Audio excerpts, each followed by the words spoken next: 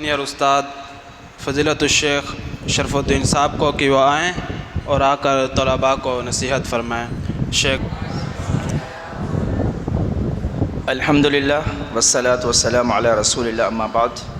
فاعوذ باللہ من الشیطان الرجیم، بسم اللہ الرحمن الرحیم۔ قال اللہ تعالی یرفع اللہ الذین آمنوا منکم والذین اوتوا العلم درجات۔ وقال عبد اللہ بن عمر اغد عالما او متعلما او مستمعا او محبا ولا تکن خاصما فتکن تہلکا۔ حضرت عبداللہ بن عمر رضی اللہ تعالی عنہما کا قول ہے کہ روئے زمین پر یا تو عالم ہو کر چل، یا متعلم ہو کر چل، یا عالم اور متعلم کو سننے والا ہو کر چل، او محبن، یا عالم اور متعلم سے محبت کرنے والا چل، ولا تکن خامسا، پانچواں بندہ مت بننا، فتہلک، تو ہلاک ہو جائے گا۔ تو علم کی محفل، تعلیم کی محفل، سیکھنے اور سکھلانے کی محفل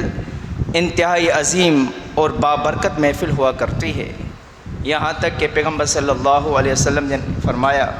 کہ ان کے اوپر اللہ کی رحمتوں کا، اللہ کی برکتوں کا نزول ہوتا رہتا ہے، اور اللہ کے ملائکہ ان کو اپنی رحمت کی آغوش میں ڈھانپتے ہیں، اور اللہ تعالیٰ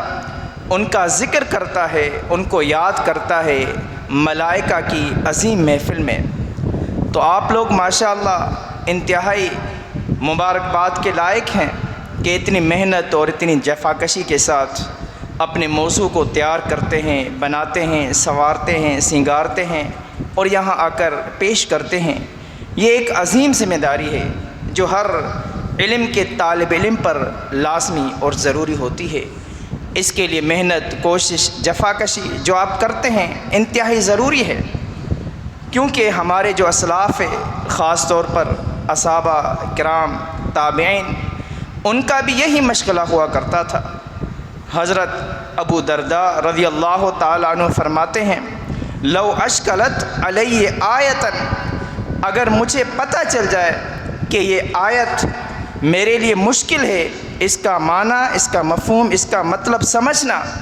یہ میرے لیے مشکل ہے، اور مجھے پتہ چل جائے میں یفتحها لرحلت الیہ ولو علی برک الغماد، اگر یمن کے آخری کنارے پر بھی کسی عالم دین کا پتہ چل جائے، کسی مفسر کا پتہ چل جائے کہ وہ اس کے مفہوم کو جانتا ہے، تو میں اس کی طرف سفر کر کے چلا جاؤں گا۔ حضرت جابر بن عبداللہ اپنے زمانے کے آخری صحابی ہیں، ان کو جب پتہ چلتا ہے کہ مظالم والی حدیث پیغمبر صلی اللہ علیہ وسلم کی عبداللہ بن انیس کے پاس ہے، جو تابعی ہے، حضرت جابر بن عبداللہ صحابی ہیں، ایک مہینے کا سفر کر کے مدینہ سے شام تک چلے جاتے ہیں اور ان سے وہ حدیث لیتے ہیں، وہ حیران اور پریشان رہ جاتے ہیں، اتنے عظیم اور بزرگ صحابی میرے پاس آئے ہیں حدیث کو سننے کے لیے۔ تو عزیز طلباء، ہمیں چاہیے کہ ہم اپنے وقت کو، اپنے ٹائم کو انتہائی غنیمت سمجھیں، انتہائی عظیم سرمایہ سمجھیں، اور اس کو ضائع مت کریں۔ اس میں ہم علم کو حاصل کریں، تعلیم کو حاصل کریں، اور اچھا اپنا ایک مقصد اور ایک مطلوب بنائیں۔ اللہ تعالیٰ سے دعائیں عمل کی توفیق عطا فرمائے۔ وآخر دعوانا